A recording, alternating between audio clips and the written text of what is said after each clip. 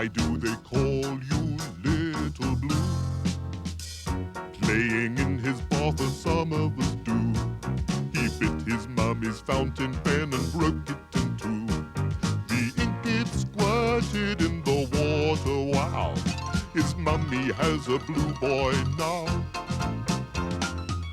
They scrubbed and rubbed, he cried and kicked up a din. The more they washed it off, the more it washed in. He cried, oh mummy, mummy, what shall I do? I'll have to stay a little blue. One day, it was 4:45 at Haythorn School, and the end of the last lesson.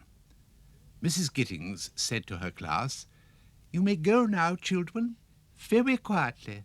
But, Little Blue, could I have a word with you?" So all the children scampered out, fairly quietly, and Little Blue remained at his desk, looking rather miserable.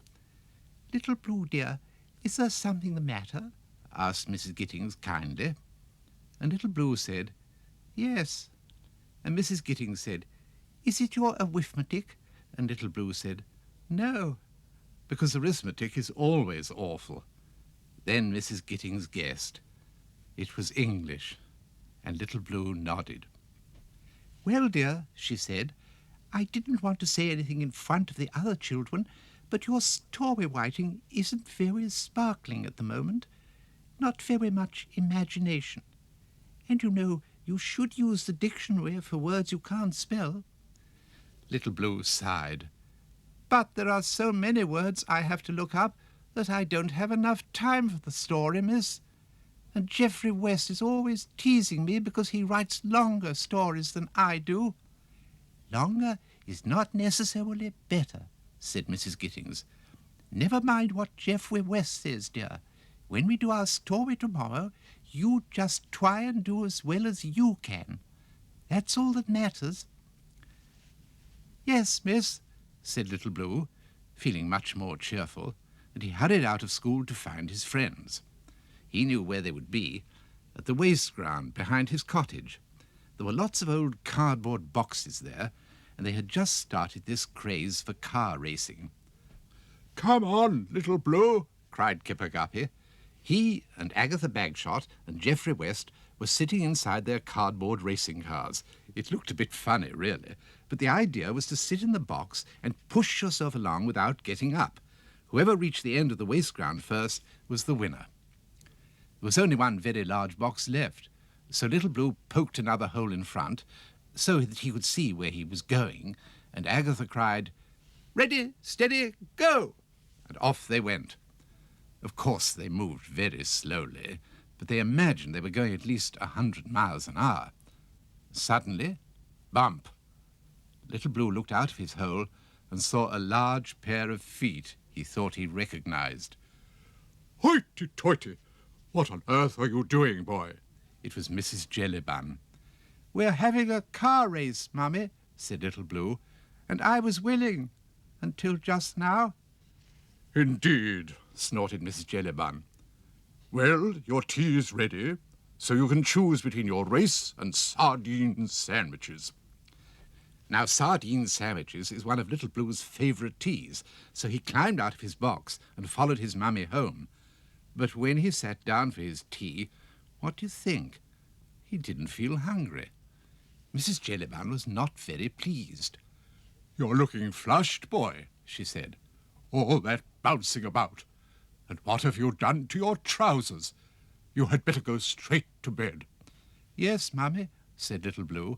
He didn't argue because he was feeling a bit sick. Up in his bedroom, he put on his pyjamas, brushed his teeth, and knelt down to say his prayers. "God bless Mummy and Uncle Oompa and Mr. and Mrs. Gittings and Miss Gusset and Agatha and Kipper and Geoffrey West, I suppose." Then he got into bed. But he had to get out again after a while because there was a full moon and the light was shining into his eyes. He drew the curtains. That was better. Mrs. Jellybun looked in a few minutes later and thought, "Good, he's fast asleep.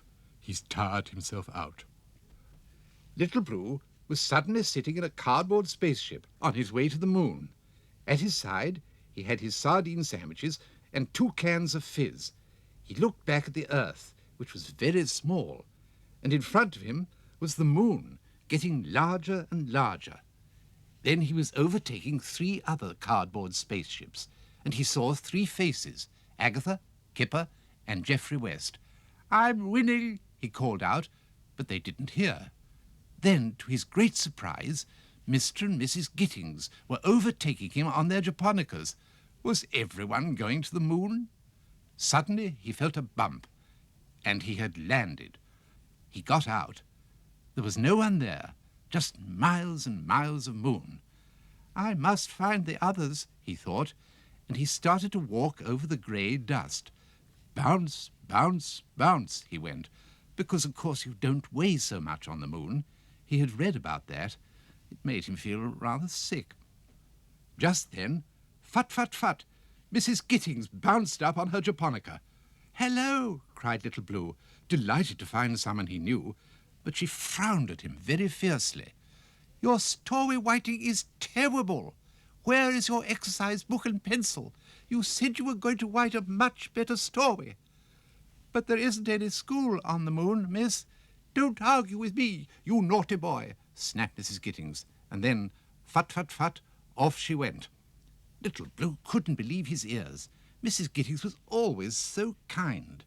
He wandered about, becoming more and more miserable, trying to find his friends, but they were nowhere to be seen. He was getting hungry, and he realized with horror that he had left his sandwiches and fizz in the spaceship.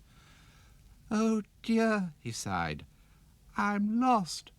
And he called out, "Agatha, Kipper, Geoffrey, help!" But there was no reply. So he set off again, and almost at once he fell down the side of a large crater. And there was Mrs. Jellybun sitting at the bottom. "I'm sorry I'm late for tea, Mummy," he said, so relieved to have found her. But Mrs. Jellybun frowned at him. "How can you be late for tea, boy, when there isn't any? You don't have tea on the moon." No tea? This was awful. His head started swimming, and he felt very dizzy. Then he heard his mummy's voice calling out, "Wake up, boy, or you'll be late for school again." "No, Mummy," he murmured, "there isn't any school on the moon." "No, I don't suppose there is, but you're not on the moon, are you? You're in Meadow Cottages, and your breakfast is on the table." Breakfast! Little Blue sat up and looked round. He had got back to Earth quickly. Then he realized, as I expect you have, that he had only been dreaming. It was a great relief, I can tell you. When he went into the classroom after prayers, Mrs. Gittings smiled at everyone and said, "Now, children, story writing. Today you may write about anything you like." As usual, Little Blue's mind was empty at first. What could he write about? And then suddenly he had this wonderful idea. What about the exciting journey he had just made in his dream? He could remember all sorts of things, landing on the moon in his cardboard spaceship, seeing Mr. and Mrs. Gittings on their japonicas, and finding his mummy when he fell down the crater. He sharpened his pencil and wrote and wrote and wrote. Mrs. Gittings looked up from her correcting and thought, "Little Blue is enjoying writing his story today. He hasn't looked out of the window once." By the end of the lesson, he had filled 4 pages of his exercise book, nearly twice as much as usual. Mrs. Gittings was so impressed that she read his story during break, and at the end of the morning she called him up and said, "Little Blue, dear, well done. This is the best story you've ever written. I would like you to read it out aloud to the rest of the class this afternoon." So he did, and everyone thought it was marvellous. After school, Little Blue hurried home to show Mrs. Jellybun his story. When he passed the waste ground, Agatha and Kipper and Geoffrey West were fitting all their cardboard boxes together. "Come on, Little Blue," shouted Agatha. "We've got a new game. We're going to the moon in our spaceship." Little Blue said, "No, I'm not allowed to in my clean trousers." But Mrs. Jellybun was so pleased with his story, she said, "Well, I suppose you can go to the waste ground if you put on your old trousers. And what do you think? She even came and watched them all playing their new game. Why don't you come with us, Mrs. Jellybun? Kipper called out. No, thank you, said Mrs. Jellybun. You can go to the moon. I'm quite happy here on Earth. Little blue, little blue, why do they call you little blue? Playing in his bath as some of us do, he bit his mummy's fountain pen and broke it in two. The ink it squirted in the water, wow! His mummy has a blue boy, mummy has a blue boy now.